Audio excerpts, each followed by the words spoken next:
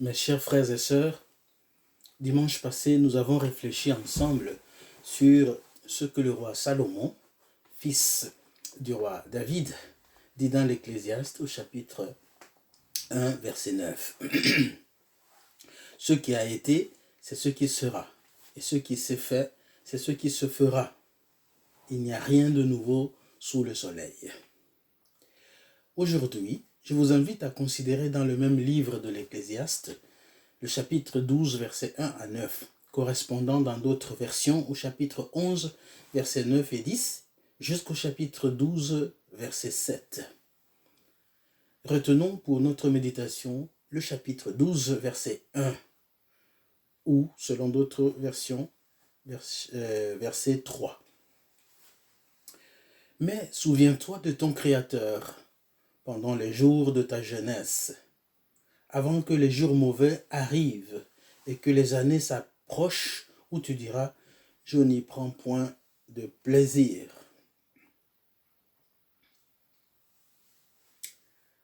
Si jeunesse savait, si vieillesse pouvait. Si jeunesse savait, vieillesse ferait. Si vieillesse pouvait, jeunesse prévoirait. Mes chers frères et sœurs, dans le texte biblique que je vous propose ce jour, Salomon, l'Ecclésiaste, le sage, utilise un langage imagé. Il veut montrer la vie qui se ralentit, la vie qui se ralentit progressivement. Des infirmités apparaissent les unes après les autres, des maladies s'invitent et fragilisent l'existence, puis la mort. Cette description, pleine d'images, établit des allusions, des symboles qui se rapportent aux différentes parties du corps humain. Les bras, les jambes, les dents, les yeux, les oreilles ou les lèvres, les cordes vocales, les cheveux qui blanchissent. Alors que les chapitres 1 et 2 du livre de la Genèse nous présentent le récit de la création,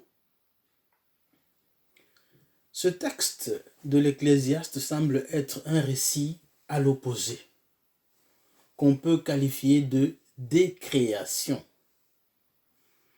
Il nous dépeint un tableau décroissant, décrescendo de l'existence humaine.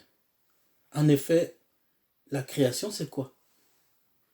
C'est une œuvre progressive, crescendo, qui part du néant, un montage et un assemblage progressif de divers éléments. Cette œuvre prend son origine dans la conception d'une idée ou d'un plan. Par la création, le créateur établit un processus qui concrétise jusqu'à son état fini l'idée conçue et qui achève jusqu'à son état accompli le plan de l'œuvre. Mais dans ce texte de l'Ecclésiaste, la décréation prend le chemin inverse. Elle part de l'état accompli et parfait et aboutit à la déchéance de la création jusqu'à la fin de l'existence de la créature. Jusqu'à ce que, dit l'Ecclésiaste, l'Esprit retourne à Dieu qu'il avait donné, conformément à ce qui est écrit dans Genèse au chapitre 2, verset 7, parce que l'homme a été créé par Dieu et Dieu a insufflé le souffle de vie dans ses narines, dans les narines d'Adam. Dès le chapitre 12, versets 1 et 2, correspondant dans d'autres versions au chapitre 11, versets 9 et 10, le sage Salomon commence par donner des conseils aux jeunes, puis il termine par attirer leur attention sur ce qui est le sort de tout être humain, quel que soit son âge. Jeune homme, dit-il, réjouis-toi dans ta jeunesse. Livre ton cœur à la joie pendant les jours de ta jeunesse. Marche dans les voies de ton cœur, selon les regards de tes yeux. Mais sache que, pour tout cela, Dieu t'appellera en jugement. L'Ecclésiaste commence par dire « Jeune homme, réjouis-toi ». En conséquence de l'accent qu'il met sur le présent, Salomon conseille au jeune homme de jouir de sa jeunesse pendant qu'elle lui appartient, de ne pas essayer de mettre une vieille tête sur des épaules jeunes ou de jeunes épaules. Pas plus que de vouloir prolonger la jeunesse au-delà de son temps. Que le jeune accepte la jeunesse avec ses bénédictions et ses occasions, sachant que la jeunesse, comme l'âge, est donnée par Dieu, mais que sa jeunesse est assujettie, comme lui, au jugement de Dieu. Réjouis-toi, selon les regards de tes yeux, dit l'Ecclésiaste. Mais attention, mes frères et sœurs, il serait faux de penser que, par ces mots, Salomon recommanderait à la jeunesse de mener une vie dissolue, une vie d'extravagance. Sinon, il ne dirait pas « mais sache que ». N'en déplaise à certains jeunes, ou même à certains moins jeunes, cette portion de phrase qui met un frein, une halte à une vie effrénée, extravagante, fait écho au livre des Proverbes, chapitre 10, verset 2. Toutes les voies de l'homme sont pures à ses yeux, mais celui qui pèse les esprits, c'est l'Éternel. Et Salomon de dire, mais sache que, pour tout cela, Dieu t'appellera en jugement. Mais souviens-toi de ton Créateur pendant les jours de ta jeunesse, avant que les jours mauvais arrivent et que les années s'approchent où tu diras « je n'y prends point de plaisir ». Souviens-toi, souviens-toi. Dire « souviens-toi » n'est pas tout à fait la même chose que dire « n'oublie pas ». Dire à quelqu'un « n'oublie pas » suppose qu'une chose ou une idée est présente dans sa mémoire consciente et doit par conséquent être maintenue telle qu'elle. Dans ce sens, « n'oublie pas » sonne comme un appel à tenir à vif la chose ou l'idée, à ne pas la laisser s'éclipser dans l'inconscient. Cependant, dire à quelqu'un « souviens-toi » suppose qu'une chose ou une idée est sortie de sa mémoire consciente. Et par conséquent, cette chose ou cette idée risque d'être négligée, ignorée.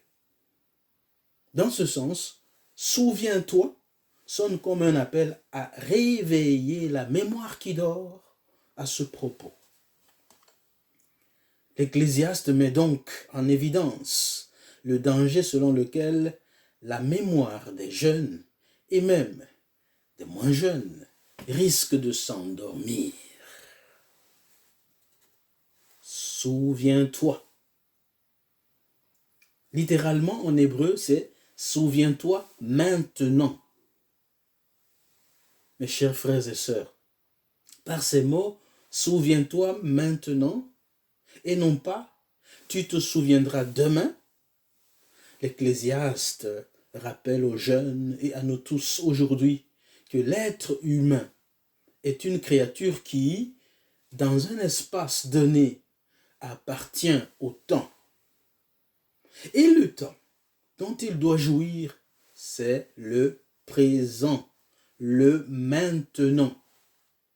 Or, tôt ou tard, dans un avenir proche ou lointain, ce qui appartient au temps connaîtra l'usure, connaîtra de l'usure, de la déchéance, de la décadence, autrement dit, de la décrépitude. C'est pourquoi il faut que nous nous souvenions maintenant, pas demain, pas après-demain, ou plus tard, car après, c'est peut-être trop tard.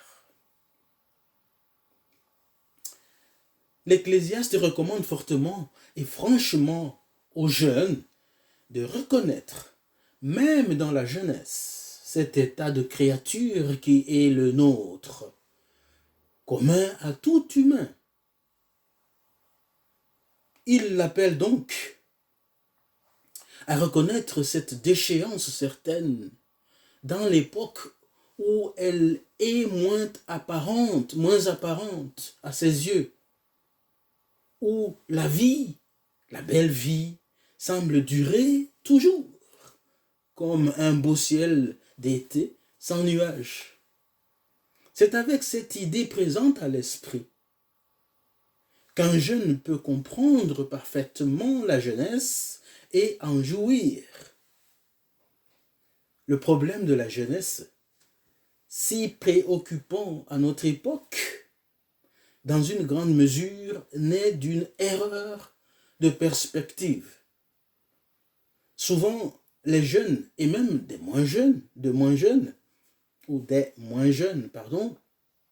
ne s'imaginent pas que la fin de l'existence ou la déchéance les concerne.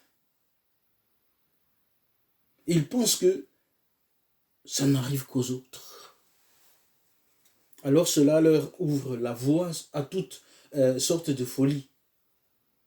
On dirait qu'on leur ouvre la voie à toutes sortes de folies.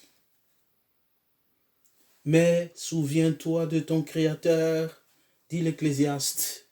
Mes bien-aimés, remarquons que l'Ecclésiaste n'aborde pas la vieillesse et la mort avec l'intention de semer la panique dans la demeure. Il ne dit pas « souviens-toi qu'il te faut mourir », mais il dit « souviens-toi de ton Créateur ». En cela, l'Ecclésiaste se distingue nettement des épicuriens, des cyniques et des sceptiques, avec lesquels malheureusement il n'a que trop souvent et à tort été confondu. Les épicuriens,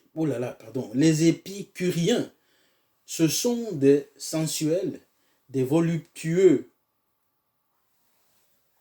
des jouisseurs, de bons vivants, qui recherchent les plaisirs que la vie peut leur apporter.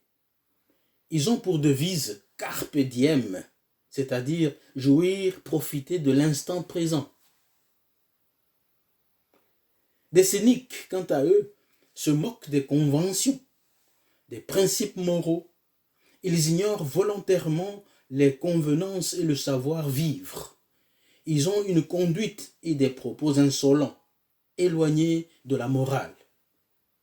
Les sceptiques, enfin, sont des incrédules. Ils ne croient pas à quelque chose. Peu convaincus, ils doutent. Ils doutent de tout ce qui n'apparaît pas comme une évidence. Ils refusent de décider. Mais Salomon n'est pas comme eux.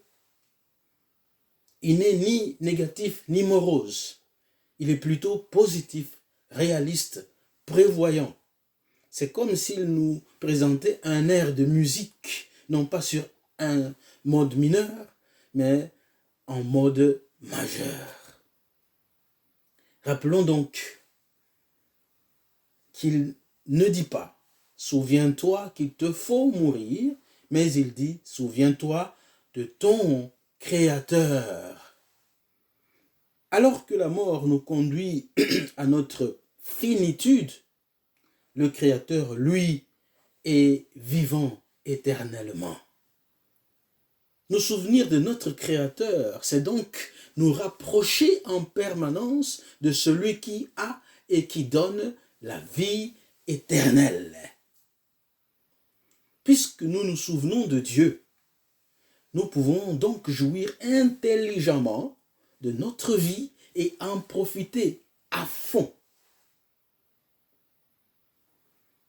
Mais souviens-toi de ton Créateur pendant les jours de ta jeunesse, avant que les jours mauvais arrivent et que les années s'approchent où tu diras « je n'y prends point de plaisir ». Souviens-toi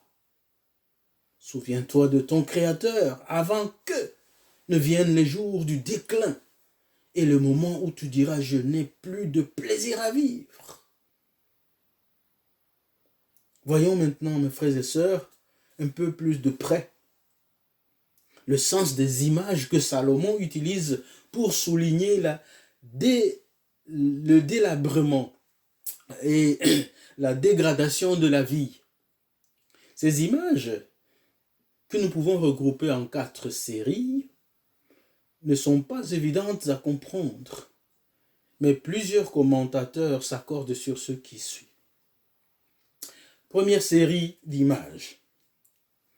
Mais souviens-toi de ton Créateur pendant les jours de ta jeunesse, avant que s'obscurcisse le soleil et la lumière, la lune et les étoiles, et que les nuages reviennent après la pluie.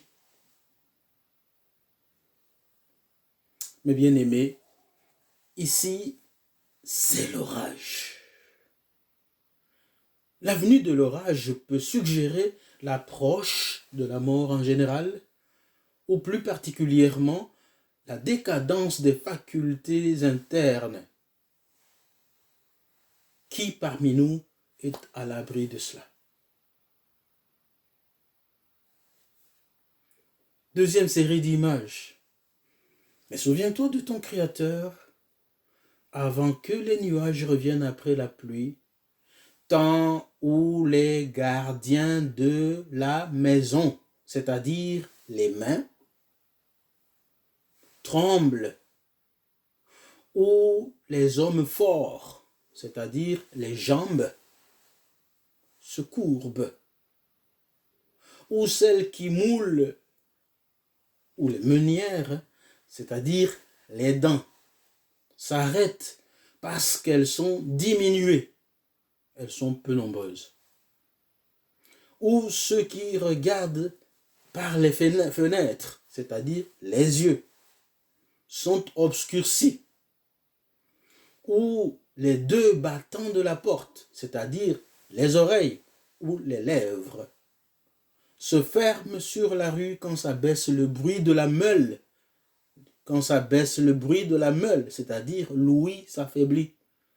Ou l'on se lève au chant de l'oiseau. Cela pourrait évoquer des problèmes de sommeil, sommeil court ou léger, ou s'affaiblissent toutes les filles du chant, c'est-à-dire les cordes vocales, l'affaiblissement de la voix.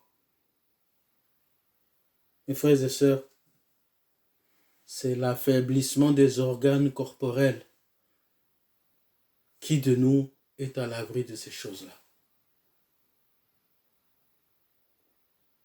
Troisième série d'images. Mais souviens-toi de ton Créateur pendant les jours de ta jeunesse, avant que les nuages reviennent après la pluie, temps où l'on redoute ce qui est élevé, où l'on a des terreurs en chemin, c'est-à-dire que le vieillard craint ce qui est élevé et ne s'aventure que bien timidement, où l'amandier fleurit, c'est-à-dire les cheveux qui blanchissent, où la sauterelle devient pesante, c'est-à-dire la diminution de la force, Quand une sauterelle devient trop lourde, ça veut dire qu'on n'a plus assez de force. Et où la capre, sorte d'épice, n'a plus d'effet. C'est-à-dire, les épices perdent leur saveur. Donc, il y a affaiblissement du sens de goût. Car l'homme s'en va vers sa demeure éternelle, c'est-à-dire vers sa dernière demeure, la tombe. Et les pleureurs parcourent les rues. Cela veut dire, les pleureurs rôdent en attendant. Qui de nous, mes bien-aimés, peut dire cela ne me concerne pas? Qui peut dire ça ne me concerne pas? Quatrième et dernière série d'images. Mais souviens-toi de ton Créateur avant que le cordon se détache, que le vase d'or se brise, que le seau se rompe sur la source. La cruche à la fontaine se casse et que la roue se casse sur la citerne. La poulie tombe au fond du puits. Mais souviens-toi de ton Créateur avant que la poussière retourne à la terre comme elle y était et que l'esprit retourne à Dieu qui l'a donné. Mes frères et sœurs, cette quatrième série d'images déborde le cadre des jeunes. Elle concerne tout être humain sans distinction d'âge. Les figures du cordon d'argent détaché et du vase d'or brisé semblent se référer au sort qui atteint le corps et l'âme, ou le corps et l'esprit. La vie de l'homme est comparée tout d'abord à un vase d'or contenant l'huile pour la lampe, suspendue par un cordon d'argent. Ensuite, à un seau avec lequel on puise l'eau au fond du puits. En effet, dans l'Antiquité, la lampe et le seau étaient deux symboles très familiers de la vie. Ainsi, le cordon d'argent, le vase d'or, la cruche et la poulie symbolisent la fragilité de la vie. Ainsi, le cordon d'argent, le vase d'or, la cruche et la poulie, comme je viens de le dire, symbolisent la fragilité de la vie. Parce que, comme je le disais tout à l'heure, dans l'Antiquité, ces éléments représentaient ou symbolisaient la vie. Mes frères et sœurs, la mort nous frappe si facilement. Le Covid-19 nous le démontre à suffisance. Subitement, nous devons retourner à la poussière d'où nous avons été tirés. Chers frères et sœurs, tout retourne à son origine. Le corps à la poussière et l'esprit à Dieu. Qu'en est-il de nous aujourd'hui, jeunes ou moins jeunes? Une vie dont Dieu a été écarté peut déboucher dans la vieillesse sur l'amertume, sur la solitude, sur le désespoir. Alors qu'avec Dieu, nous pouvons mieux nous épanouir et supporter une maladie, un handicap ou une incapacité de travail. La jeunesse, comme l'âge mûr, a quelque chose d'excitant. Mais si cette excitation nous détourne des valeurs éternelles pour nous pousser vers des plaisirs éphémères, elle fait obstacle à la communion avec le Seigneur. Pourquoi ne mettrions-nous pas nos forces à son service pendant que nous en avons? Pourquoi les gaspillerions-nous dans des activités nuisibles ou inutiles qui risqueraient de se transformer en mauvaises habitudes et d'endurcir notre cœur? La vie n'est-elle pas une source précieuse, mes frères et sœurs, que nous devons utiliser sagement et à ne pas gaspiller. Le Covid-19 ne nous rappelle-t-il pas à suffisance que lorsque notre corps est privé de l'Esprit de Dieu, que Dieu nous a insufflé, il retourne à la poussière. De même, lorsque notre travail est privé de la direction de Dieu, n'est-il pas sans valeur? Lorsque notre service est privé de l'amour de Dieu,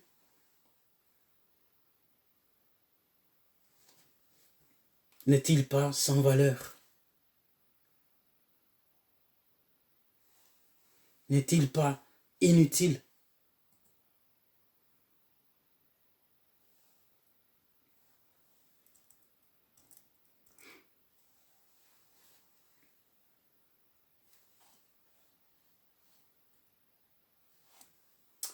Dans toutes nos entreprises, mes chers frères et sœurs, que l'on soit jeune ou moins jeune, gardons la première place au Seigneur. Car sans lui, nous n'avons rien. Sans lui, nous ne sommes rien. Vanité des vanités, tout est vanité. Puissions-nous prendre conscience que sans Dieu, notre vie perd de sens, perd son sens. Que cette prise de conscience nous motive à chercher Dieu, à le servir. Alors nous pourrons jouir de la vie. Et je peux le dire au présent, nous pouvons jouir de la vie avec des perspectives de l'éternité. Réjouis-toi selon les regards de tes yeux, mais souviens-toi de ton Créateur avant qu'il ne soit trop tard. Que Dieu nous soit en aide, que Dieu nous aide à donner de la valeur aux choses éternelles, qui nous aide à le chercher, lui notre Créateur, de tout notre cœur, avant qu'il ne soit trop tard. Prions. Seigneur notre Dieu, nous te bénissons pour ton grand amour. Nous te bénissons parce que, encore par cette parole, tu veux nous montrer la différence entre des choses éphémères et celles qui sont éternelles. Pardonne-nous notre incrédulité, Seigneur. Pardonne-nous notre manque de prévoyance ou peut-être la légèreté avec laquelle nous prenons des avertissements qui sont dans ta parole. Seigneur, aide-nous à être perspicaces. Aide-nous, Seigneur, à discerner quelle est ta volonté. Aide-nous, Seigneur, jeunes et moins jeunes, à ne pas avoir un regard fermé, limité, mais plutôt que nous puissions comprendre ce qu'est ta volonté et que nous puissions vraiment regarder devant nous. Parce que, Seigneur, toi tu es éternel, mais nous passons. Seigneur, aide-nous à prendre conscience que des situations néfastes n'arrivent pas qu'aux autres, qu'elles peuvent aussi nous atteindre ou atteindre nos proches. Donne-nous, Seigneur, d'accorder la valeur la plus importante à notre relation avec toi, de t'accorder la première place dans nos vies. Pardonne-nous nos fautes, Seigneur, chaque fois que nous n'avons pas agi avec sagesse. Aide-nous, Seigneur, à nous rapprocher de toi. Nous te remercions parce que tu nous accueilles tels que nous sommes. Tu nous aimes, Seigneur, et tu veux nous faire du bien. Merci, Seigneur, nous accueillons ta parole. Nous accueillons, Seigneur, tes directions, tes directives. Et donne-nous, Seigneur, par ton Esprit Saint, la force de tenir bon jusqu'au bout. Non pas par notre force, mais celle qui vient de ton Esprit Saint. Donne-nous de bonnes dispositions et viens au secours de notre faiblesse, de nos faiblesses. Seigneur, nous prions encore pour ceux et celles qui sont malades, que ce soit dans cette période de pandémie,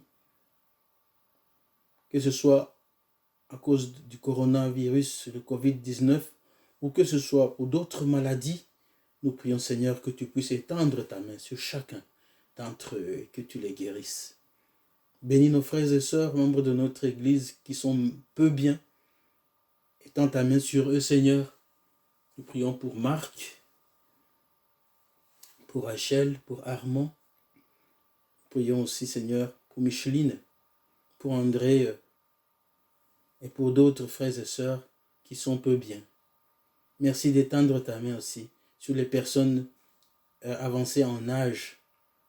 Seigneur, protège-les. Ils sont notre richesse. Ils sont la sagesse de l'Église. Ils ont de l'expérience dont nous avons besoin. Bénis-les, Seigneur. Et bénis les moins jeunes, les plus jeunes.